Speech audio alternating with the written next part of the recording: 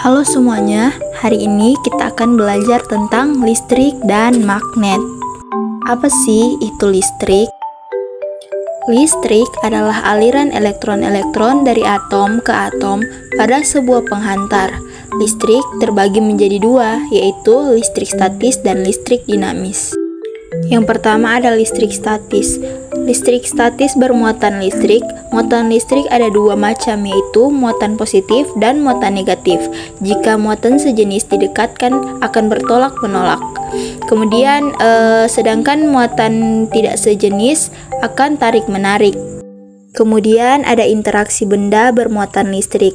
Interaksi antar muatan listrik akan terjadi jika benda-benda yang bermuatan didekatkan satu sama lain. Gaya tolak-menolak terjadi pada benda-benda yang bermuatan sejenis, sedangkan gaya tarik-menarik akan terjadi pada benda-benda yang bermuatan tidak sejenis. Listrik dinamis. Arus listrik dikatakan ada ketika ada aliran bersih bermuatan listrik melalui suatu bagian. Muatan listrik dibawa oleh partikel bermuatan, sehingga arus listrik adalah aliran partikel muatan. Hambatan listrik adalah resistansi atau penghalang terhadap aliran arus listrik dalam suatu material atau komponen. Suatu hambatan listrik diukur dalam ohm dan dapat mempengaruhi kinerja rangkaian listrik dan perangkat elektronik.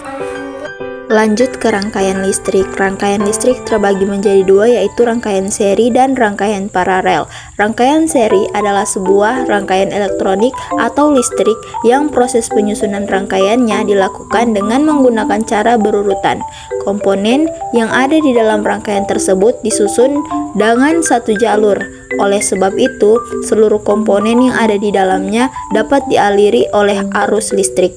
Selanjutnya ada rangkaian paralel yang merupakan jenis rangkaian listrik yang dihubungkan secara sejajar untuk membentuk rangkaian bercabang.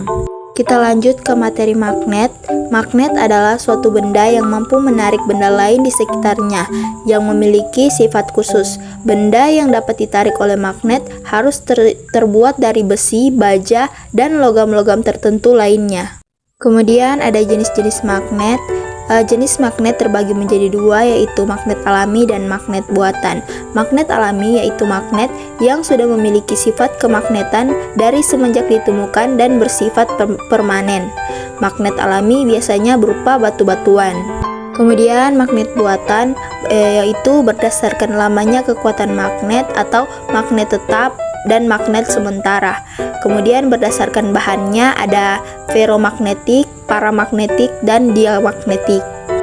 Lanjut ke bentuk-bentuk magnet. Bentuk magnet yang pertama ada magnet batang, yaitu magnet yang bentuknya batang atau seperti balok kubus kecil.